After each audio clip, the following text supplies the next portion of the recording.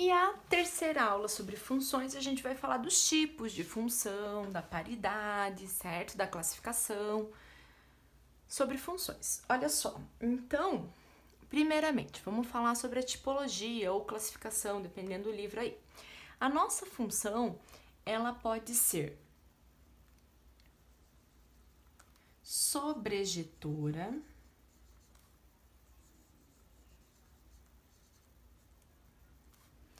injetora,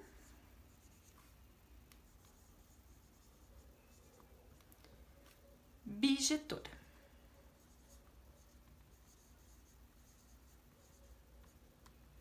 Certo? Alguns livros você vai ouvir sobrejetiva, injetiva e bijetiva. É a mesma coisa. Quando que a função vai ser sobrejetora? Quando o contradomínio, o conjunto do contradomínio da função for igual ao conjunto imagem. Quando que a função vai ser injetora? Quando eu pegar valores diferentes de x, lá do domínio, aplicar na função, certo? E o resultado, a correspondência também vai ser diferente. Ou seja, não repete imagem.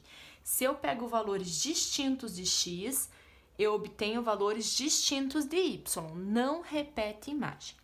E quando que vai ser bijetora? Quando satisfazer as duas situações anteriores. Quando ela for sobrejetora e bijetora ao mesmo tempo. Certo?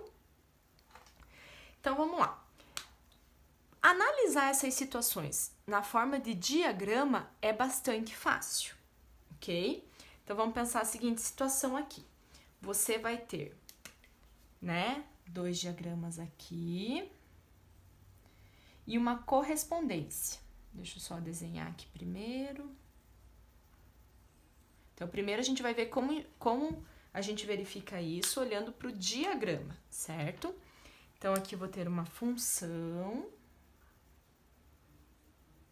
certo? Aqui uma função. Não vou colocar números, vou colocar pontinhos representando os elementos, ok?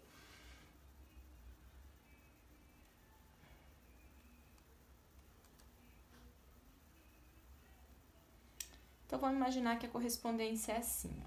Aqui pode repetir resultado, não tem problema. Então, observe que não sobrou nenhum elemento no contradomínio.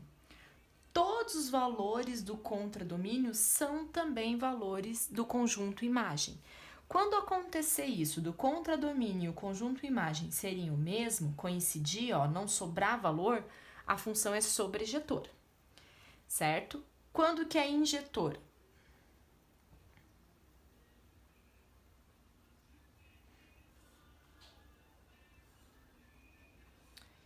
Injetora é quando cada valor distinto de x vai para um resultado distinto de y, não repetiu imagem.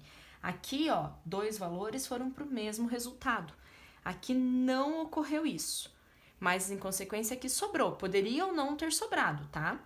Mas ser injetor é isso, valores distintos de x vão para resultados distintos de y, não repete imagem. Isso é ser injetora. E ser bijetora é quando acontece as duas coisas ao mesmo tempo. A função não repete imagem e não sobra valores no contradomínio.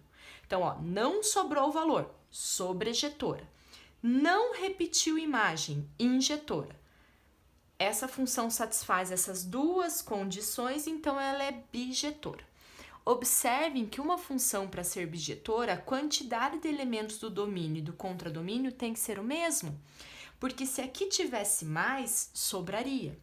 Se aqui tivesse menos, teria que repetir resultado. Então, isso é bem interessante observar.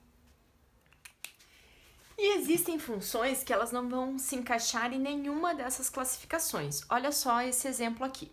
Tá sobrando o valor no contradomínio, ou seja, a imagem que seriam só esses dois elementos não é igual ao contradomínio, que são os 3, então não é sobrejetora.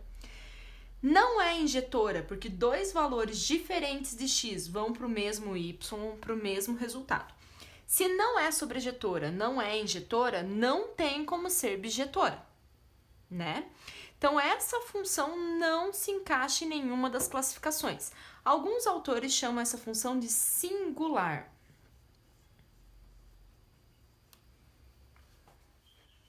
Olha só, pessoal, tem como a gente também olhar para o gráfico de uma função e concluir se ela é sobrejetora, injetora ou bijetora. Vamos lá. Para ser sobrejetora, o contradomínio tem que ser igual à imagem. Então, vamos verificar. Primeiro, vamos verificar se é função, né? Se eu traçar linhas verticais, vai cortar só uma vez o gráfico. É uma função. O domínio do menos 1 ao 5. Domínio são os valores do eixo x, do menos 1 ao 5. Ok. Imagem da função é exatamente onde existe o desenho do gráfico, só que você olha agora sobre o eixo y. Olha lá, o desenho do gráfico vai do 1 até o 6. Então, o conjunto imagem é do 1 ao 6, ok? E olha aqui, aqui era o domínio, aqui é o contradomínio. Observem que o contradomínio é igual ao conjunto imagem. Se o conjunto imagem é igual ao contradomínio, então a função é sobrejetora. Então, para analisar se um gráfico representa uma função sobrejetora, você tem que olhar o contradomínio que é dado no exercício e verificar se é igual ao desenho, ao conjunto imagem. Aqui o exemplo de uma função injetora. Injetora, olha só para explicar a anterior, será que essa função seria também sobrejetora? Observem que não. Aqui o conjunto imagem, olha lá, está indo do 2 até o 5. Existe gráfico no eixo y, se a gente projetar, ó, do 2 ao 5. Então, o conjunto imagem é esse. E o contradomínio é esse daqui, ó. Então, eles não são iguais. Sobram valores do 0 até o 2 do contradomínio que não são imagem. E não tem problema sobrar valor de contradomínio. Só que daí você verifica que a imagem não é igual ao contradomínio. Então, esse desenho não representa uma função sobrejetora. E como que eu verifico que é injetora? Para verificar que é injetora, existe um macetinho. Você vai traçar retas horizontais. Para ver se é função, a gente traça reta vertical. Tem que cortar uma vez. Para ver se é injetora, você traça retas horizontais.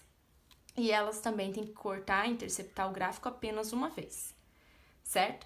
Então, esse desenho aqui representa uma função injetora.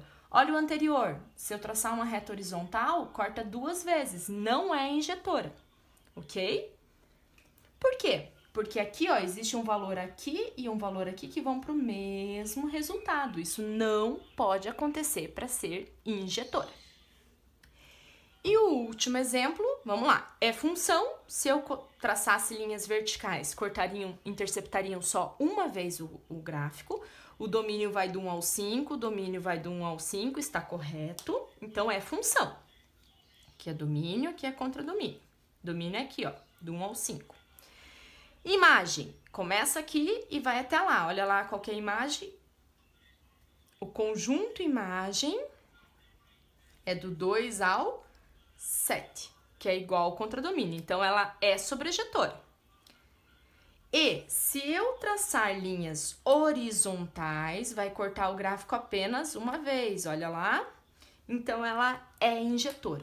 Se ela é sobrejetora e se ela é injetora, conclusão, ela é bijetora. Então, é assim que a gente analisa gráfico para verificar em qual classificação se encontra a função. Se ela não cumprir nada disso, a gente já viu que ela é uma função singular. Outra forma de classificar, digamos assim, uma função é quanto à sua paridade. Uma função, ela pode ser par, pode ser ímpar, ou não ser nem par e nem ímpar, sem paridade.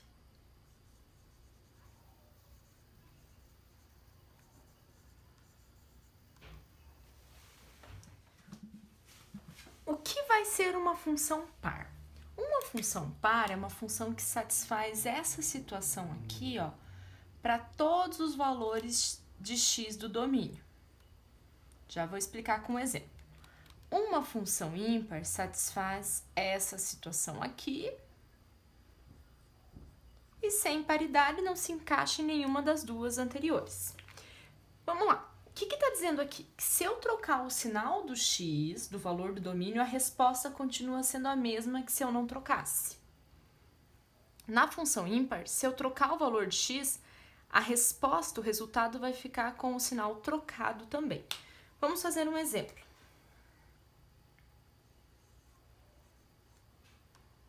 Exemplo. Vamos pegar essa função aqui, ó. F de x igual a x quadrado. Vou pegar um valor como exemplo. Vamos calcular f de 2 e f de menos 2. Quanto que é 2 ao quadrado? 4. Quanto que é menos 2 ao quadrado? É 4 também. Olha só, eu troquei o sinal do x, mas a resposta continua sendo a mesma. É isso que está dizendo aqui. Eu troquei o sinal de x, mas a resposta é a mesma que se eu não tivesse trocado. Então, isso é uma função par. Função ímpar. Vamos lá, vamos pegar um exemplo. Vou pegar agora x ao cubo.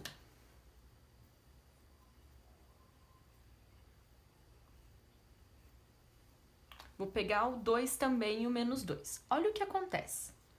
F de 2, F de menos 2. Se eu calcular 2 ao cubo, dá 8. Se eu calcular menos 2 ao cubo, dá menos 8. Então, eu troquei o sinal do x e a resposta também trocou de sinal, ficou oposta. É isso que está dizendo aqui, ó. Menos x ficou menos f de x, certo? E sem paridade, vamos pegar um exemplo aqui.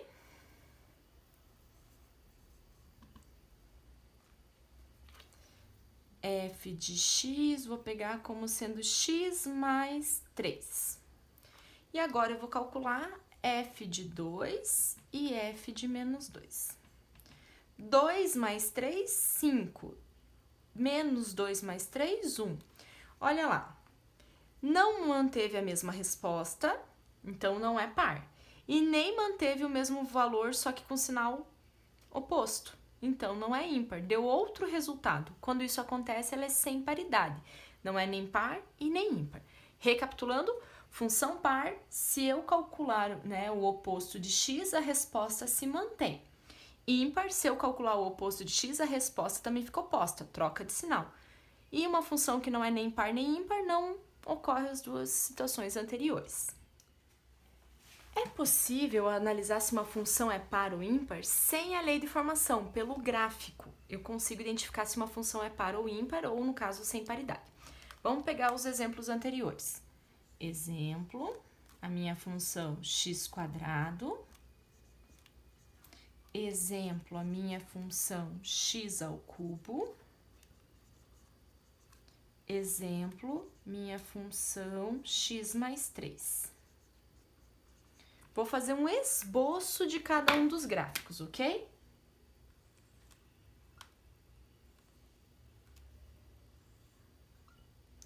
Plano cartesiano.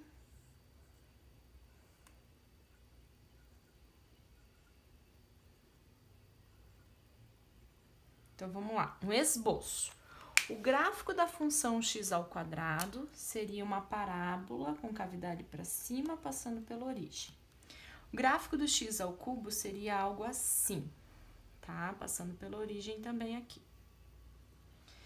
E x mais 3 passaria por aqui, seria uma reta. Ok? Tá aí. Vamos analisar esses gráficos. Seguinte. Olha só.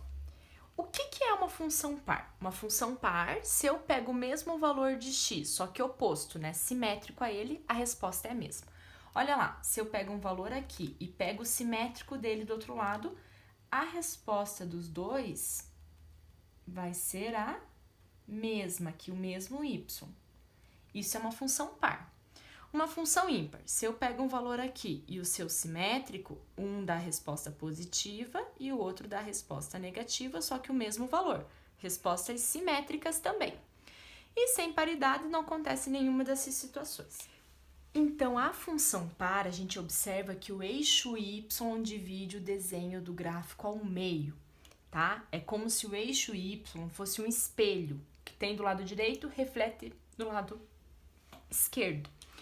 Então, o eixo y vai ser o nosso eixo de simetria. Toda função par é simétrica em relação ao eixo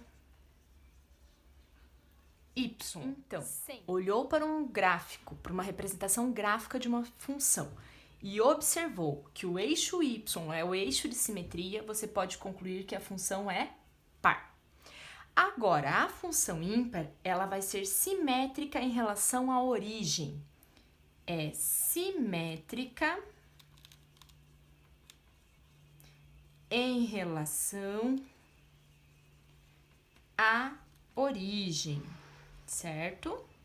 Como assim? Olha só, o que vem a ser simétrica em relação à origem? Você vai ter que fazer uma reflexão horizontal e uma vertical, ou vice-versa. Como assim? Olha só, eu vou refletir essa parte para o lado esquerdo. Vou fazer primeiro uma reflexão aqui vertical. Depois eu vou refletir essa parte para baixo. Vou fazer uma reflexão em relação ao eixo x. Então, olha lá, fiz uma reflexão em relação ao eixo y e agora faço uma em relação ao x. Se eu refletir, vai dar certinho aqui em cima. Isso significa que é simétrica em relação à origem. Ou você faz uma reflexão primeiro em relação ao eixo x e depois em relação ao eixo y. Também dá certo. Quando você observa, então, que o gráfico ele está na diagonal, seja assim ou assim aqui na origem, ele vai ser simétrico em relação à origem. Então, a função é ímpar, certo? E se você olhar para o gráfico, para a representação gráfica de uma função, e observar que não há relação, não há simetria em relação ao eixo y, não há simetria em relação à origem, aí você vai concluir que esse gráfico é de uma função sem paridade, ou seja, uma função que não é nem par e nem ímpar.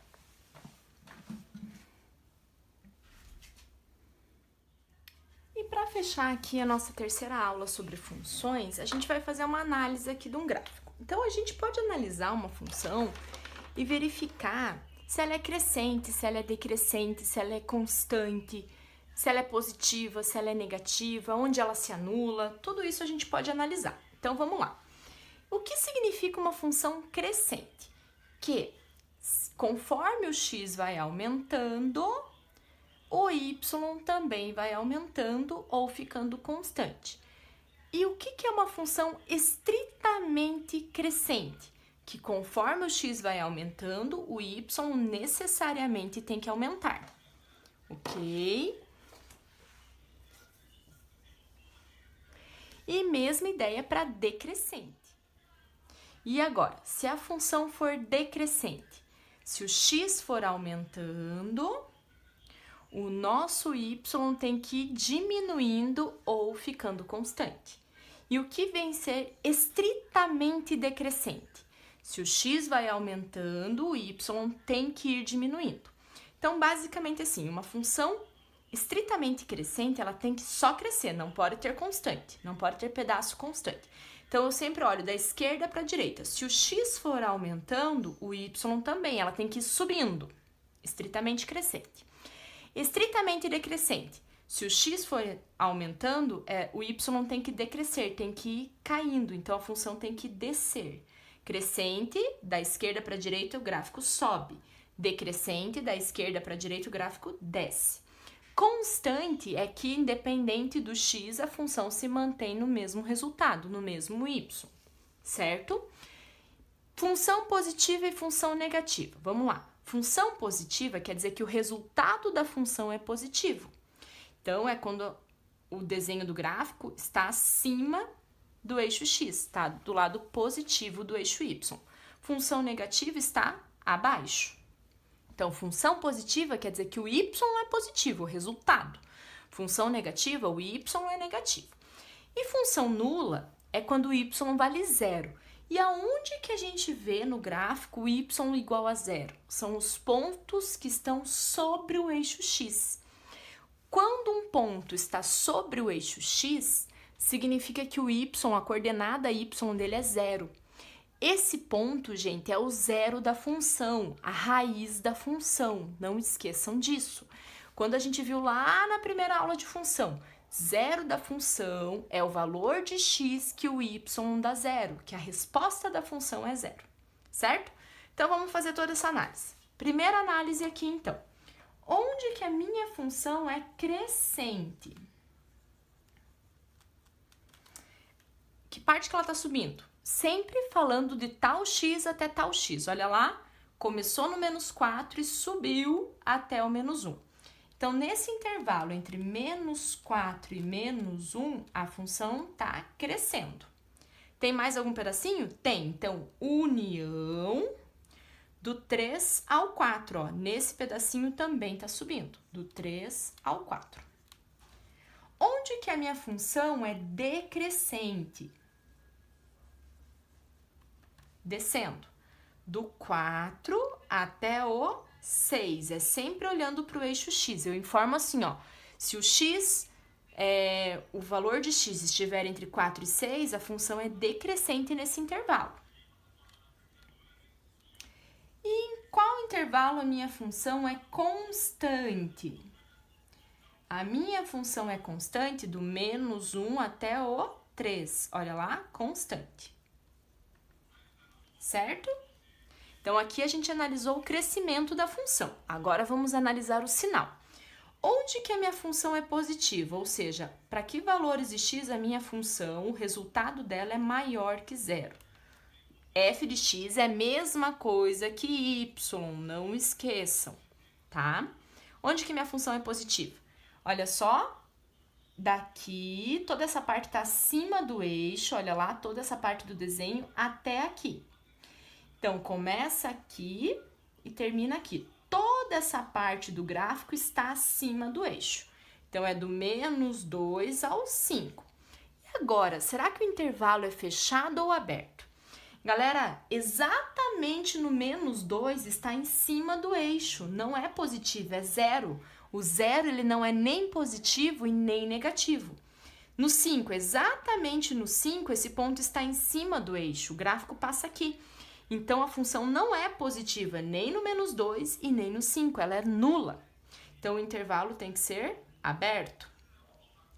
Quando que a minha função é menor que zero?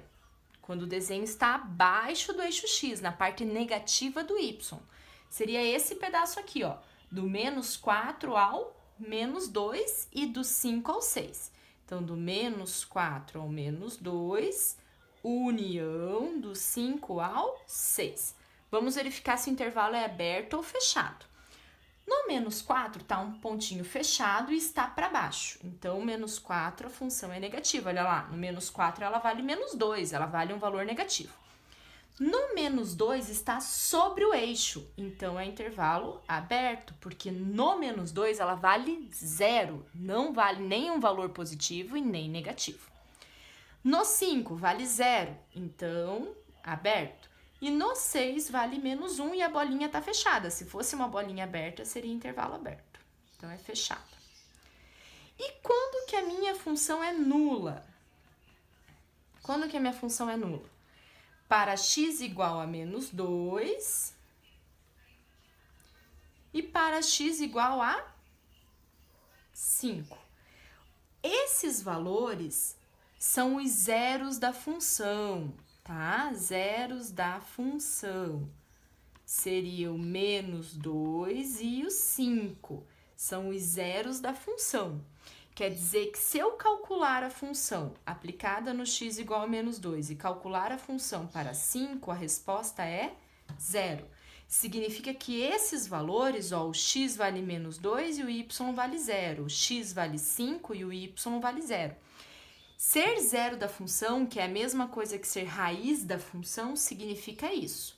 São os valores de x que eu aplico na função e a resposta dá zero.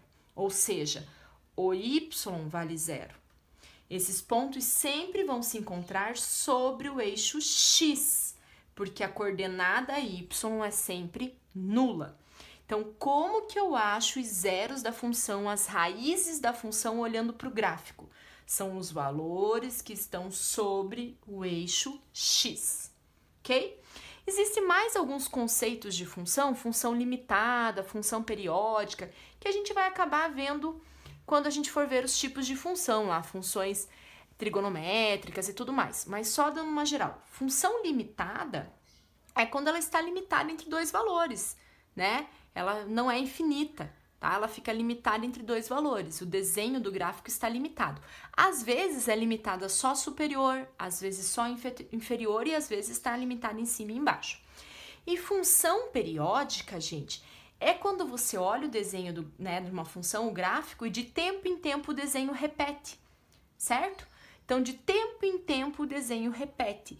Esse tempo que leva para o desenho repetir é o período da função, certo? Então, se você observa lá que de 2 em 2 unidades o gráfico se repete, o desenho é uma função periódica. Mas esses conceitos a gente vai acabar comentando quando a gente for ver os tipos de função, né, e tudo mais. Ok? Com isso, a gente encerra a terceira aula sobre função e depois vem função afim, função quadrática, todos os tipos aí de função que a gente aprende no ensino médio.